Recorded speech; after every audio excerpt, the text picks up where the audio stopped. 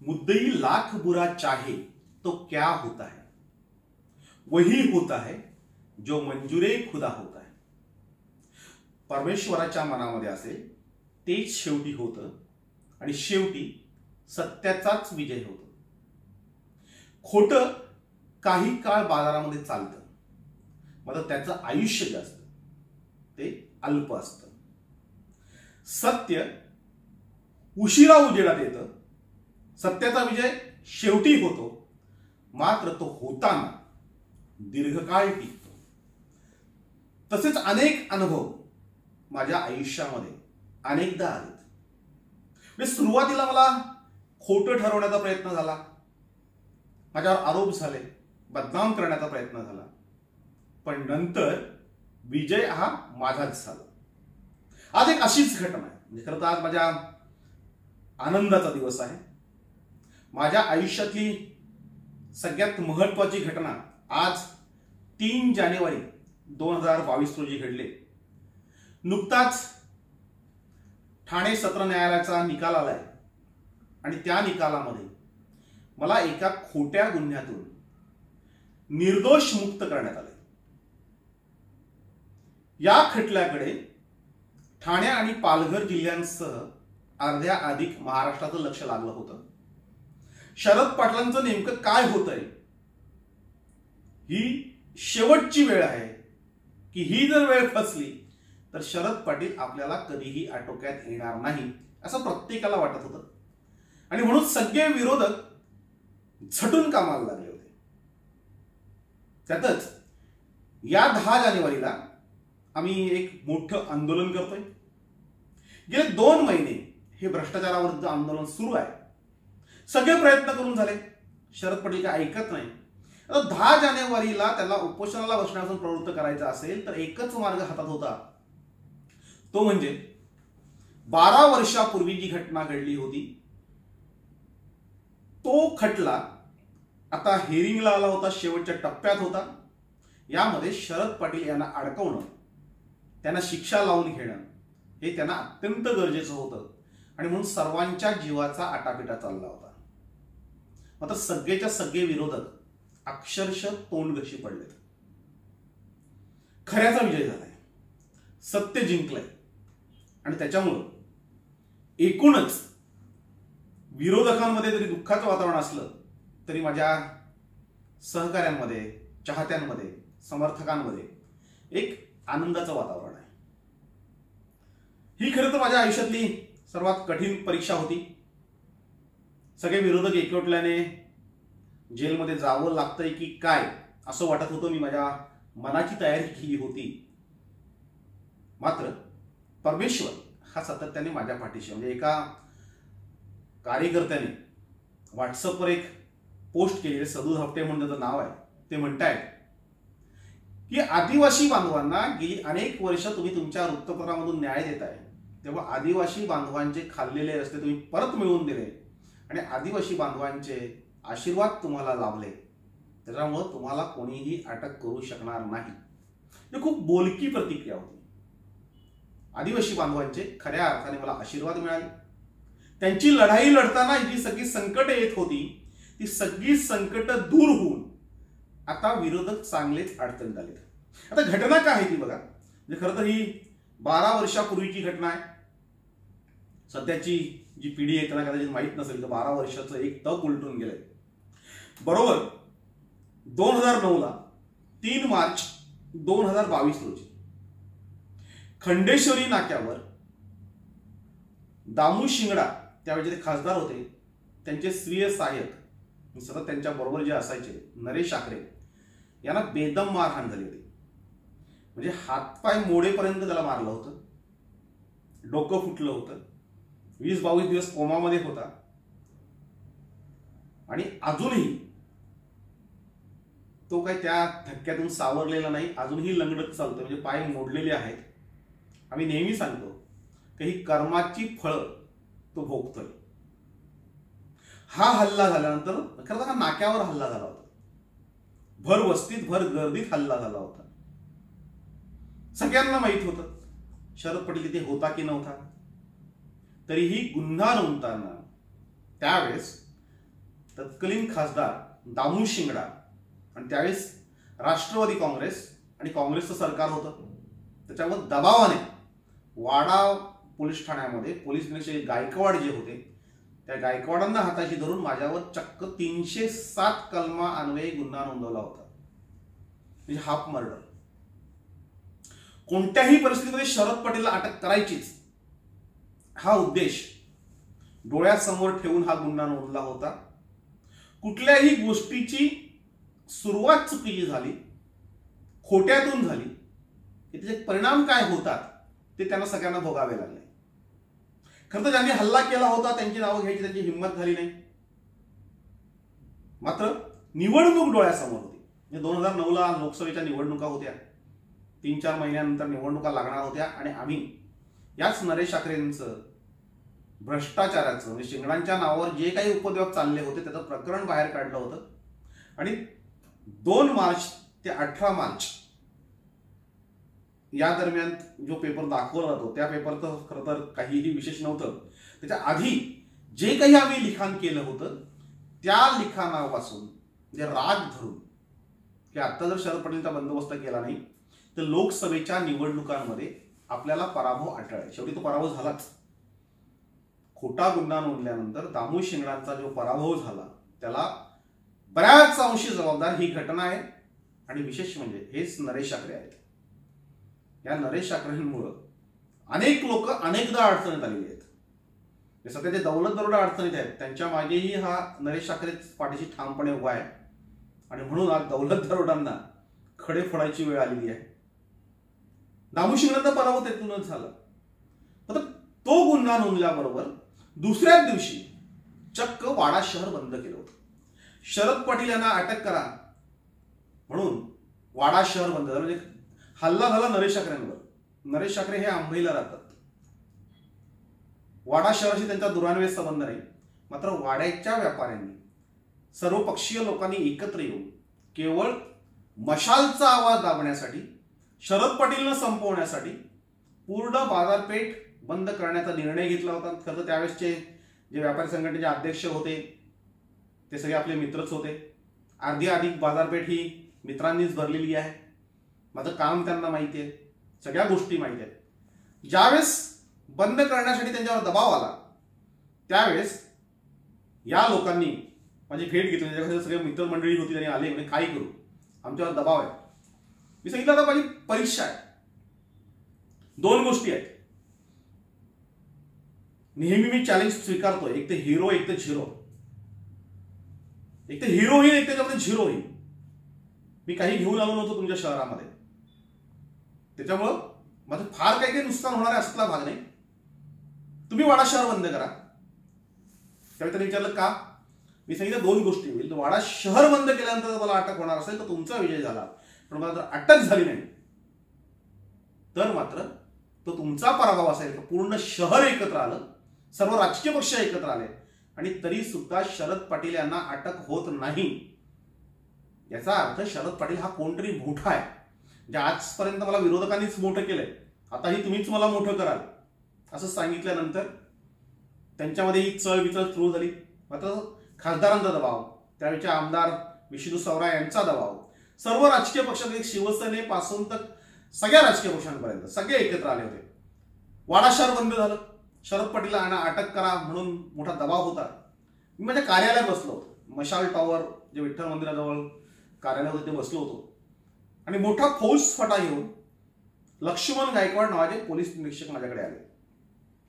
त्यावेळेस गृहमंत्री R.R. पाटील साहेब होते आणि ठाणे जिल्ह्याचे पालकमंत्री, मी त्यावेळेस एकच जिल्हा होता, पालघर जिल्हा नव्हता, हे गणेश नाईक साहेब होते. मी गणेश नाईक साहेबांना फोन केला आणि त्यांना सांगितलं की ही घटना जेव्हा घडले त्यावेळेस मी ठाणे रेस्ट हाऊसला होतो, एका मीटिंगमध्ये होतो. ठाणा रेस्ट हाऊसला त्याची नोंद आहे, CCTV फुटेज आहे, झालेली मीटिंग आहे, सगळे पुरावे आहेत. आणि तरी सुद्धा माझ्यावर इथे खोटा गुन्हा नोंदलेला आहे. आणि तुमच्या सत्तेतले पोलीस, म्हणजे राष्ट्रवादीची सत्ता आहे, गृहमंत्री राष्ट्रवादीचा आहे, तुमच्या सत्तेतले जे पोलीस आहेत हे पोलीस मला अटक करायला घेऊन आलेले आहेत. मी आता अटक होतोय, मला माहिती आहे की 3 महिन्यापेक्षा जास्त काळ मला सुटायला लागेल. मला काय लवकर सोडणार नाही, किमान 2-3 वर्ष हे लोक मला बसवतील, मला शिक्षा होईल. पण हे जर पाप तुम्हाला जर करायचं असेल तर ते तुम्ही करू शकता. गणेश नाईक साहेब हे आमचे खूप चांगले मित्र होते, आहेत, आणि त्यांच्या हे घाव जिव्हारी लागले. त्यांनी तात्काळ आर पाटील यांच्याशी बोलणं केलं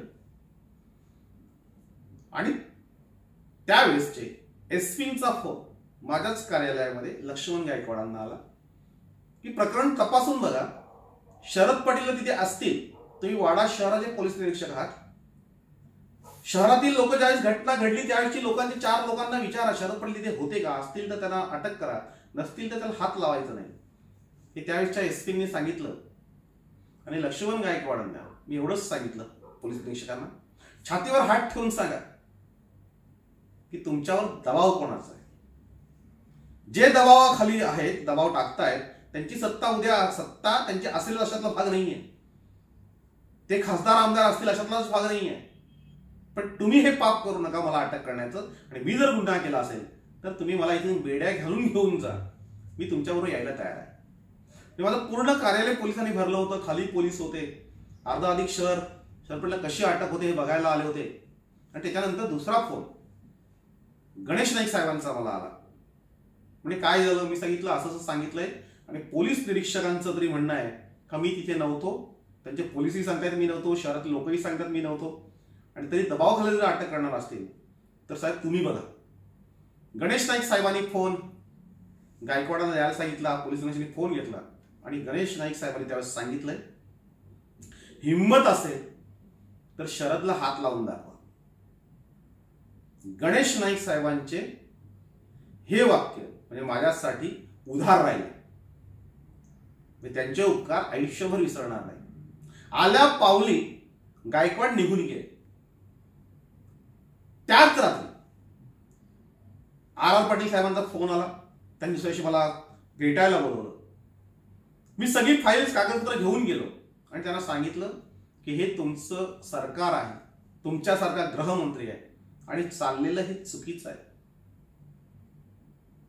2-4 आमदारही माझ्या बरोबर होते, त्यांनी सगळ्यांनी बाजू मांडली आणि त्यानंतर मला अटक झाली नाही.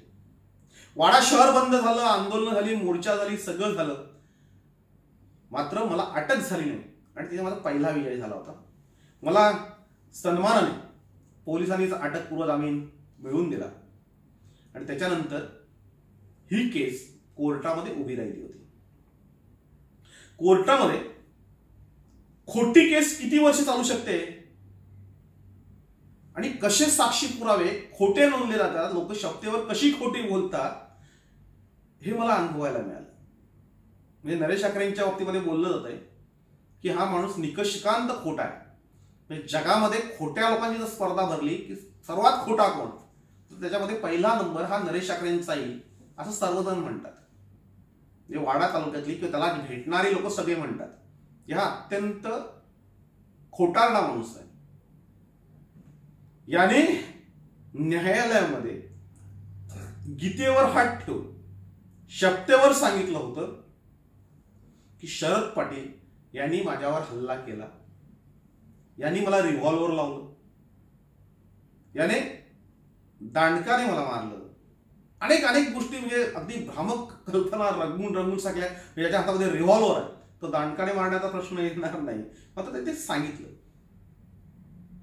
अनेक खोट्या गोष्टी केल्या. त्यात सगळ्यात मोठी खोटी गोष्ट ठरली कोर्टाने. म्हणजे खरं तर मी जसं माझ्यावर गणेश नाईक साहेबांचे उपकार उधार आहेत, तसेच उधार उपकार आमचे परम मित्र आणि वाडा शहरातील सुपुत्र एक प्रख्यात वकील, नामवंत वकील विशाल भानुशाली यांचेही उधार राहतील.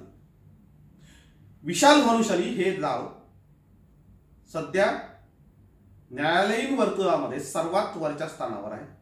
एक नामांकित वकील म्हणून त्यांचं कामकाज सुरू आहे.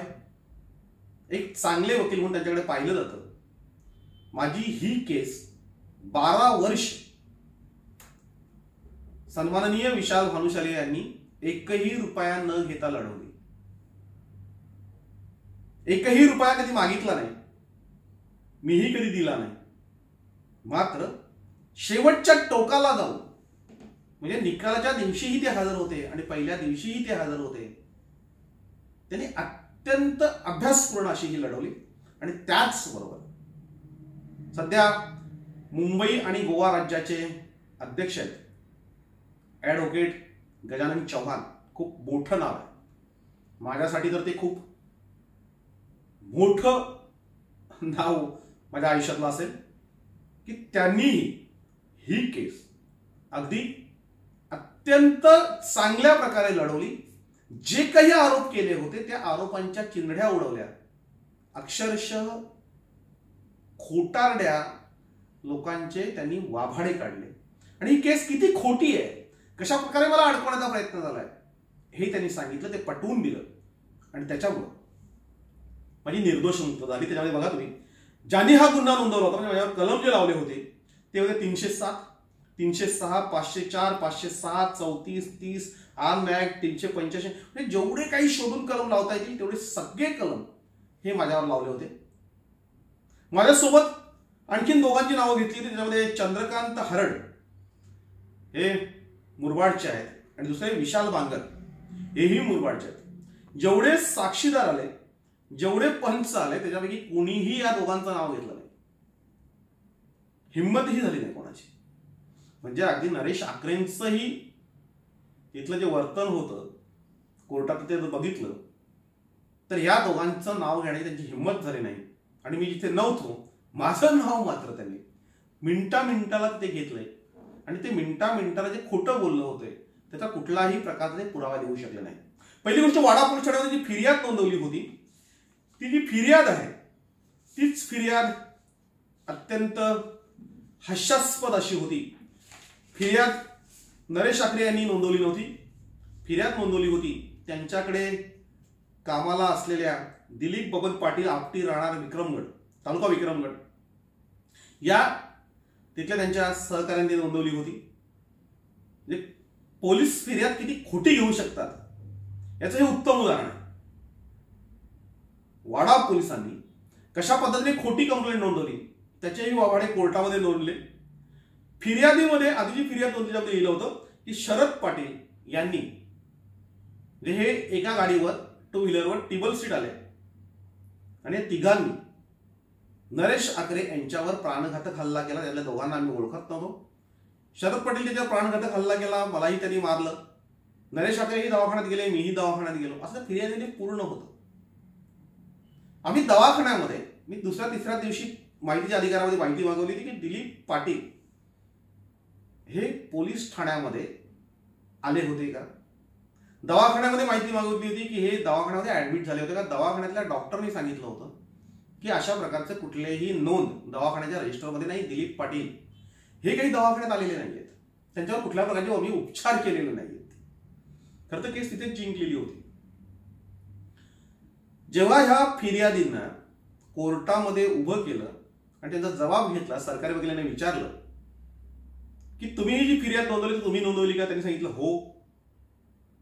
मग तुम्हाला मारहाण झाली का. त्यांनी सांगितलं नाही. तुम्ही दवाखान्यात गेले होते का. त्यांनी सांगितलं नाही. कोर्टात ते म्हणतायत की मी दवाखान्यात गेलो नव्हतो, मला मारहाण झालेली नव्हती. आणि फिर्यादीमध्ये मात्र 307 गुन्हा नोंदताना त्यांची फिर्याद अशी म्हणते की शरद पाटील यांनी हा प्राणघातक हल्ला केलाय, माझ्यावरही केलाय आणि नरेश आकरेंवरही केलाय. त्यांच्या हातात रिव्हॉल्वर होतं. म्हणजे अगदी रंगून फिर्याद दिली. मात्र कोर्टामध्ये त्यांनी हे सगळं खोटं होतं हे स्वतःच सांगितलं. म्हणजे फिर्यादच खोटी, त्याच्यामुळे केस चालण्याचा प्रश्न येत नव्हता. तरीही बरेचसे साक्षी पुरावे तपासले गेले आणि त्याच्यामध्ये नरेश आकरे यांनी जे सांगितलं होतं त्याच्यामध्ये 100% त्यांनी शपथेवर हा जबाब खोटा दिला. हे ॲडव्होकेट जीबी चव्हाण आणि ॲडव्होकेट विशाल भानुशाली यांनी त्याच्या चिंध्या उडवल्या. विशाल बांगर आणि चंद्रकांत हरड यांच्या बाजूने ॲडव्होकेट निलेश मोकाशी यांनी काम बघितलं. त्यांनीही सगळे जबाब जे यांचे होते, साक्षीदार पंचनामे, तेही सगळे खोटे ठरवले. हे नरेश आकरे यांचा जर जबाब बघितला कोर्टामधला आणि प्रत्यक्ष पोलीस ठाण्यामध्ये दिलेला तर त्याच्यामध्ये जमीन आसमानाचा फरक. म्हणजे माणसाने किती खोटं बोलावं, याला मर्यादा असतात. ते शपथेवर खोटं बोललं जातं.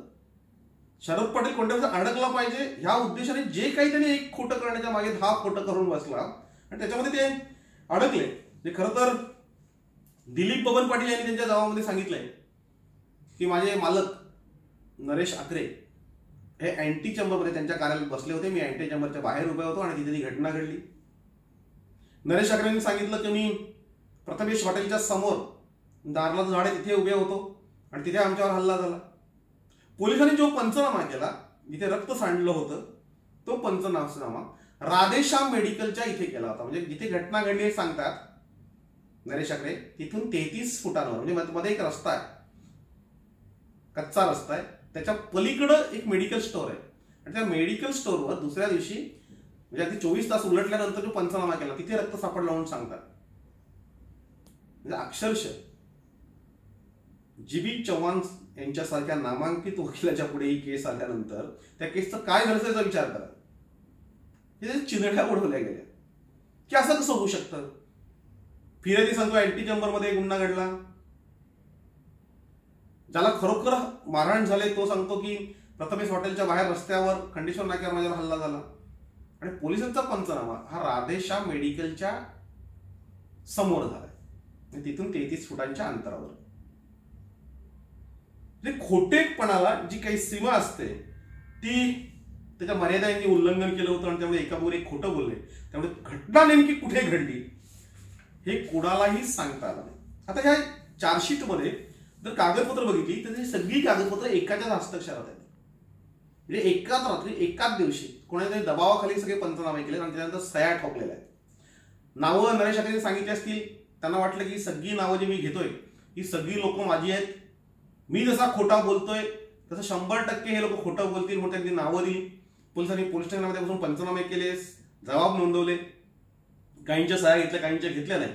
प्रत्यक्ष केस जेव्हा उभी राहिली त्या केसच्या वेळेस तिथे प्रत्यक्षदर्शी साक्षीदार होते ते 7 होते. त्याच्यामध्ये प्रशांत मधुकर आकरे अंबई हा नरेश आकरेंच्या सख्या भावाचा मुलगा. याला जेव्हा पोलिसांनी जबाब वाचून दाखवला की तुझा जबाब असा असा तुला कोर्टात हा जबाब द्यायचा आहे, तेव्हा त्यांनी सांगितलं सख्या भावाचा मुलगा म्हणजे नरेश आकरे आणि यांचे भाऊ नरेश आकरे यांचे मधुकर आकरे हे चुलत भाऊ जे आहेत त्यांच्याच कुटुंबामधला हा प्रशांत म्हणजे मधुकर आकरेंचा मुलगा यांनी सांगितलं की हे खोटं काम मी करणार नाही, खोटा जबाब मी देणार नाही, हा जबाब मी दिला नव्हता, ही माझी सही नाही आणि त्या दिवशी मी वाड्यात नव्हतो, ही घटना मी बघितली आहे. म्हणजे घरातला माणूस सांगतोय की हे सगळं खोटं आहे. प्रशांत आकरे हे कोर्टामध्ये जबाब द्यायला आले नाही, त्याचे प्रशांत आकरे आलेले, त्याचे प्रकाश कृष्णा पवार उमरोठे, नवीन श्याम दुर्गा वाडा, सुनील सदाशिव वास्कर खुपरी, संजय मधु पाटील मलवाडा, विनोद चैतू निमल्या माळे, श्याम शिवदास वास्कर विवेकनगर या 7 लोकांनी ही घटना बघितली असं नरेश आकरेंनी सांगितलं आणि त्यांच्या सांगण्यावरून पोलिसांनी जबाब नोंदवले. आणि पोलीस तोंड कशी पडले की 7च्या 7 लोकांनी जेव्हा पोलिसांना विचारला गेले सांगायला गेले तेव्हा सांगितले हे आमच्या सह्याच नाही आहेत, आम्ही कुठल्याही प्रकारचा जबाब नोंदवलेला नाहीये. त्याच्यामुळे पोलीस त्यांना कोर्टासमोर आणू शकले नाही. 7 पैकी कुठलाही साक्षीदार कोर्टामध्ये आला नाही. एक साक्षीदार होता प्रकाश वामन जाधव, त्यांनी ते सत्य परिस्थिती सांगितली. दुसरे जे पंच होते त्याच्यामध्ये निलेश भगवान सामरे हे तर नरेश आकरेंचे एकदम खास होते. निलेश भगवान सामरे, गिरीश सीताराम पाटील पालसई, प्रकाश वामन जाधव सारशी आणि वैभव अनंत पाटील पीक ह्या 4घांच्या साक्षी झाल्या. त्याचे 3 पंच होते आणि 1 प्रकाश जाधव हे साक्षीदार होते. या 4घांनीही कोर्टासमोर वस्तुस्थिती सांगितली. ज्याला खरं बोलणं काय असतं ते मला ते कोर्टामध्ये अनुभवायला मिळालं की ह्या लोकांनी जे घडलं होतं त्यांनी जे बघितलं होतं ते सांगितलं. आता 2 लोक खोटी बोलले. म्हणजे माझ्या वर्मी जो घाव लागला तो तिथे लागला होता कोर्टामध्ये. त्याच्यामध्ये एक नाव होतं समीर दामोदर पाटील. आता समीर दामोदर पाटील हे नरेश आकरेंच्या बरोबर नेहमीच असतात, त्याच्यामुळे वान नाही पण गुण लागला होता. त्यामध्ये खोटं बोलण्यामध्ये पटाईत आहे. त्यांनी खोटी साक्ष दिली. आणि दुसरी खोटी साक्ष राजेंद्र पांडुरंग पाटील पाटीळाई वाडा ह्या दोघांनी पंचनाम्याच्या संदर्भामध्ये पूर्णतः खोटी माहिती दिली. खरं तर आरोपी जे आहेत ज्यांना पकडलं होतं, ज्यांना अटक झालं होतं, ते दोघेही पोलीस ठाण्यामध्ये स्वतःहून आदर झाले होते, सगळ्या गोष्टी स्वतःहून झाल्या होत्या. मात्र पंचनामे हे कुठेतरी कादिवली रोडला, कुठेतरी किरवली रोडला अशी झाले, तर त्यांच्यावर यांनी सह्या केल्या होत्या आणि कोर्टामध्येही ते चक्क खोटं बोलले. Advocate Vishal Bhanushali, advocate G B Chavan हे दोन्ही नामांकित वकील असताना ह्या लोकांचा खोटेपणाने किती निभावं लागेल. हे दोघेही खोटे ठरले. हे दोघे जर सोडले तर बाकी कुठलाही साक्षीदार पोलीस कोर्टासमोर आणू शकले नाही. पोलिसांची नाचक्की झाली. एवढंच कशाला, प्रत्येक गुन्ह्याला एक आयओ असतो, इन्व्हेस्टिगेशन ऑफिसर, तपासणी अंमलदार, ज्याच्याकडे केस दिली जाते. पोलीस उपनिरीक्षक गुप्ता नावाचे पोलीस ऑफिसर या गुन्ह्याचा तपास करत होते असं चार्जशीट मध्ये लिहिलंय. प्रत्यक्षात गुप्तांनी कुठलाही तपास केलेला नव्हता आणि 12 वर्षात एकदाही गुप्ता हे कोर्टात आलेले नाही. 3 वर्ष सतत समन्स काढलेत. न्यायाधीशांनी 3 वर्ष सतत समन्स काढलेत की यांना हजर करा. या केस मधले जे आयओ आहेत ते कोर्टासमोर येत नाहीत. 12 वर्षात ते आलेले. त्याला कारण असं होतं की त्यांचं म्हणणं होतं की यांनी चार्जशीट मध्ये माझं नाव पाठवलंय पण मी या गुन्ह्याचा तपास केलेला नाही. शेवटी एकही पोलीस ऑफिसर कोर्टामध्ये आला नाही. एक मात्र जे आता निवृत्त झालेत पाटील साहेब पोलीस हवालदार ते आले होते. त्यांच्याकडे फक्त 12 तास तपास, म्हणजे गुन्हा नोंदला, पंचनामा केला आणि त्यांच्याकडून तपास काढून घेण्यात आला.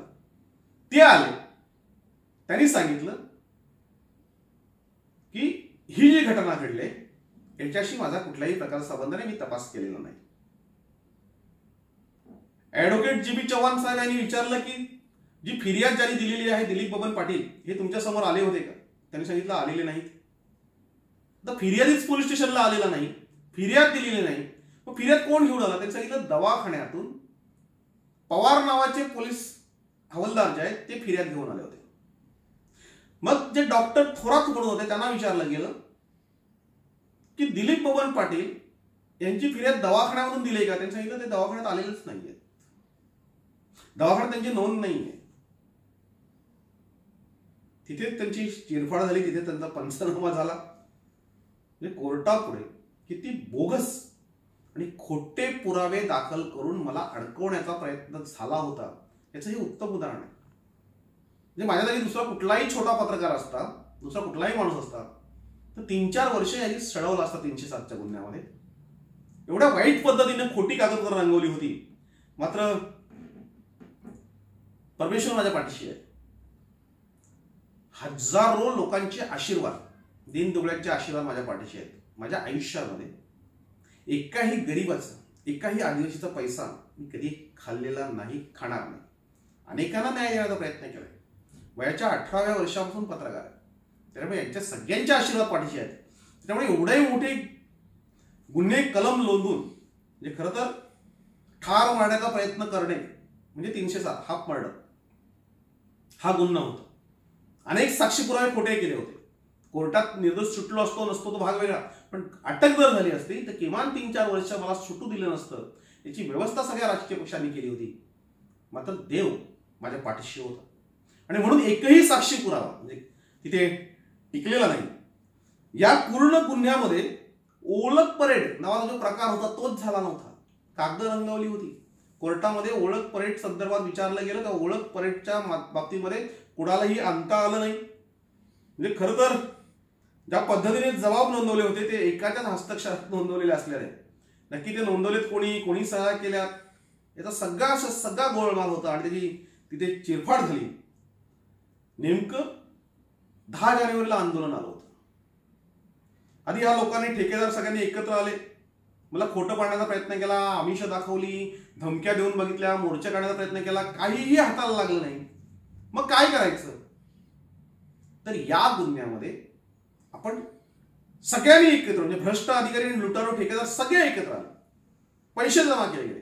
म्हणजे आम्हाला खूप मोठी रक्कम द्यायला तयार होते. तीच रक्कम त्यांनी कोर्टामध्ये वापरायला ठरवलं. पण माझं सुदैव असं त्यांचं दुर्दैव असं की माझ्या वतीने लढणारे दोन्ही वकील हे नामांकित होते. दोन्ही वकिलांचा इतिहास आहे न मॅनेज होण्याचा. ते कुणालाही मॅनेज होणार नाही. म्हणजे बरेचसे वकील असतात, विरोधी पक्षांचे पैसे घ्यायचे आणि आपल्या पार्टीची वाट लावायची, केस हारायची, असा प्रकार होतात. तो प्रकार त्यांनी करण्याचा प्रयत्न केला असेल, मात्र जी.बी. चव्हाण साहेबांकडे किंवा विशाल भानुशाली साहेबांकडे जाण्याची कोणाची हिंमत झाली नसेल. त्यांनी बाहेरून प्रयत्न केले असतील, पण झालं नाही. बऱ्याच अंशी असं ठरतं की न्यायाधीश मॅनेज होतात. न्यायाधीश मॅनेज करून शिक्षा थोटावली जाते किंवा शिक्षा कमी करून घेतली जाते किंवा शिक्षा केली जात नसते. हे अशा अनेक प्रकरणं आपण ऐकतोय की न्यायाधीश मॅनेज झाला.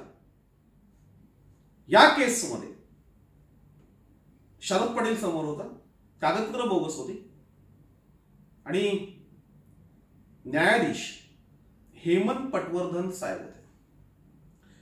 हेमंत पटवर्धन साहेबांचा इतिहास जर बघितला तर आतापर्यंतचं मी म्हणजे 12 वर्ष बघत होतो, त्यापैकी 4 वर्ष तर मी त्यांना बघतोय, 4 वर्ष केस त्यांच्याकडेच होती. ते माझ्या बाबतीत मॅनेज होतील असं मला कधीही वाटलं नव्हतं. त्यामुळे तोही त्यांचा प्रयत्न फेल गेला असेल. काही वकिलांनी सुपाऱ्या घेतल्या होत्या विरोधकांच्या की आम्ही प्रकरण मॅनेज करून देतो, मात्र त्यांचीही काही मात्रा चालली नाही. त्यांचेही पैसे तसेच राहिले असतील, कारण पैसे कोणीही घेतलेले नाही. पण केस एवढी सरळ साधी होती की एकही पुरावा, सिंगल पुरावा माझ्या बाबतीमध्ये कोर्टामध्ये देऊ शकले नाही. प्रत्यक्षदर्शी जे 7 साक्षीदार होते त्याच्यापैकी एकही साक्षीदार हा कोर्टापुढे आला नव्हता. कारण तरी पोलिसांना आधीच सांगितलं होतं की आमची नावं कोणी घेते ते आम्हाला माहित नाहीये. नरेश ठाकरेंच्या वेळेस त्यावेळेस त्यांच्याबरोबर काम करणारे, त्यांच्या भावाच्या हॉटेलमध्ये काम करणारी पोरं, त्यांच्या सोबतीने काम करणारी पोरं, अशा लोकांची नावं घेतली. त्यांना वाटलं आम्ही खोटे आहोत, आमच्याबरोबर काम करणारी लोकही खोटी असतील म्हणून त्यांनी नावं दिली. पण ही लोक कोणीही खोटी बोलायला तयार झाली नाहीत. आणि त्याच्यानंतर जे काही घडलं ते कोर्टाच्या समोर होतं. त्यामुळे शिक्षा देणं किंवा शिक्षा सुनावणं हे अशक्य पाय होते. आणि तरी सुद्धा धोका होता, सगळ्यांना वाटत होतं. म्हणजे सगळ्यांच्या नजरा या केसकडे लागल्या होत्या. या 3 जानेवारी आज न्यायालयामध्ये मोठ्या प्रमाणात गर्दी होती आणि सगळ्यांचं लक्ष या केसकडे होतं की शरद पाटील यांना आज शिक्षा होणार. म्हणजे वाडा तालुक्यात जवळजवळ सगळीकडे पसरलं होतं. विरोधकांनी सगळ्यांनी सांगितलं होतं की 10 तारखेचं आंदोलन होत नाही, शरद पाटील हे जेलमध्ये जात आहेत, त्यांना 2 वर्षाची शिक्षा होते. मला मात्र माझ्या देवावर विश्वास होता, माझ्या वकिलांवर विश्वास होता. जे वकील माझ्याकडून कुठल्याही प्रकारची फी घेत नाही, ते विरोधकांकडून पैसे घेण्याचा प्रश्न येणार नाही. आणि शरद पाटील ही केस त्यांच्यासाठी खूप महत्वाची होती, त्याच्यामुळे ते हारण्याचा प्रश्न येत नव्हता. म्हणजे अगदी जी.बी. चव्हाण साहेबांचे जे असिस्टंट आहेत, ती सगळी असिस्टंट मंडळी किंवा भानुशाली साहेब, विशाल भानुशालींची साहेबांची असिस्टंट मंडळी ही अगदी पूर्ण ताकदीने आम्हाला सहकार्य करत होती. म्हणजे वकील कसे असावेत हे मी जसं कोर्टात बघितलं, तर वकील कसे नसावेत हेही बघितलंय. मी त्या संदर्भात योग्य वेळी बोलेन. पण या दोन्ही नामांकित वकिलांचा अनुभव मला खूप चांगला होता. त्याच्यामुळे मी निर्धास्त होतो की अशा प्रकारची कुठलीही शिक्षा मला होणार नाही. त्याच्यामुळे मी अगदी निर्धास्त भावनेने हे आंदोलन सुरू ठेवलं होतं. 10 तारखेचं आंदोलन कोणत्याही परिस्थितीत होईल असं सांगितलं होतं आणि निकाल आला, मी निर्दोष सुटलो. म्हणजे समीर पाटील नावाच्या साक्षीदाराने ज्या पेपरचा उल्लेख केला, म्हणजे सांगितलं की दिलीप मुकुल पाटील यांच्याकडे आमची मीटिंग 2 मार्चला झाली. हे त्या जबाबामध्ये आहे. 1 मार्चला घटना घडली, हल्ला झालाय आणि 2 मार्चला बैठक झाली असं सांगितलं. नरेश ठाकरेंनी ते सांगितलं की 25 फेब्रुवारीला झाली. त्याच्या आधी आणखी काही साक्षीदार त्यांनी जे आणण्याचा प्रयत्न केला होता, दिलीप वगैरे, त्यांनी सांगितलं वेगवेगळ्या तारखा त्यांना जसं वाटलं तसं त्यांनी प्रत्येकाने सांगितलं होतं. खरं हे सगळं रामायण महाभारत घडलं त्या शब्दसंग्राम या वृत्तपत्रामधून. मशाल आणि शब्दसंग्राम या वृत्तपत्रामधून मी यांच्याविरुद्ध आग ओकली होती. यांचे सगळे वावाडे काढले होते. म्हणजे त्यावेळेस शिंगणा साहेबांच्या नावावर नोकरीला लावतो या नावाखाली पैसे घ्यायचे. आताही चाललंय. जितेंद्र आव्हाड जे मंत्री आहेत त्यांच्या नावावर माढामध्ये लावतो किंवा माढाचे फ्लॅट मिळवून देतो म्हणून पैसे उकळणं जसं चालू केलंय, तसं त्यावेळेस शिंगणा साहेबांच्या नावावर चालायचं. आता काही जितेंद्र आव्हाडांच्या काळामध्ये तसं चालू देणार नाही जितेंद्र आव्हाड, कारण जितेंद्र आव्हाड हे प्रामाणिक आहे. शिंगणा साहेबांच्या बाबतीत बोलायचं तर शिंगणा साहेबांचा या लोकांनी खूप गैरफायदा घेतला. शिंगणा साहेब माझे खूप जवळचे होते आणि तरीही त्यांनी खोटे गुन्हे नोंदवण्यासाठी जो प्रयत्न केला आणि त्यानुसार त्यांचा नंतर जो पराभव झाला त्याला सर्वस्वी जबाबदार ही नरेश आगरे होते. ह्या केसमुळे 12 वर्षामध्ये अनेक घडामोडी घडल्या, अनेक घटना घडल्या. खूप त्रास देण्याचा प्रयत्न झाला, ते शेवटच्या टोकाला जाऊन त्रास देण्याचा प्रयत्न झाला. मात्र मशाल वृत्तपत्र हे कोणी बंद करू शकत नाही, मशाल चॅनल हे कोणी बंद करू शकत नाही आणि शरद पाटील यांचा आवाजही कोणी बंद करू शकत नाही, हे आजच्या निकालाने स्पष्ट झालेलं आहे. आणि म्हणून सगळे प्रयत्न करून थकलेले आहेत. छत्रपती शिवाजी महाराजांच्या बाबतीत बोलायला झालं ते खूप चांगलं सांगायचे, त्यांनी सांगून ठेवलंय. सुरुवातीला लोक तुमच्याकडे दुर्लक्ष करतात, तुमची दखल घेत नाही, नंतर ते तुम्हाला बदनाम करतात, माझ्यावर बदनामी करण्याचा प्रयत्न केला, त्यानंतर ते तुम्हाला हल्ले करतात, तुमच्यावर हल्लेही करण्याचा प्रयत्न केला, तुम्हाला ते संपवण्याचा प्रयत्न करतात आणि शेवटी जाऊन ते तुमचा जय जयकार करतात. आजचा हा निकाल लागल्यानंतर अनेकांनी येऊन कौतुक केलं, अभिनंदन केलं. त्यामध्ये अनेक नामांकित व्यक्ती आहेत, अगदी आदिवासी बांधव, सामान्य आदिवासी माणसांपासून तर अगदी मोठ्या व्यक्तींपर्यंत अनेकांनी येऊन कौतुकाचा वर्षाव केला. सर्वांच्या नजरा लागल्या होत्या की शरद पाटील हारणार. ही केस माझ्या आयुष्यातली खरी जीवनाची ज्याला कसोटी बोलतो ती कसोटी होती. त्या कसोटीला मी उतरलोय आणि मी जिंकलोय. विरोधक तोंडघशी पडले.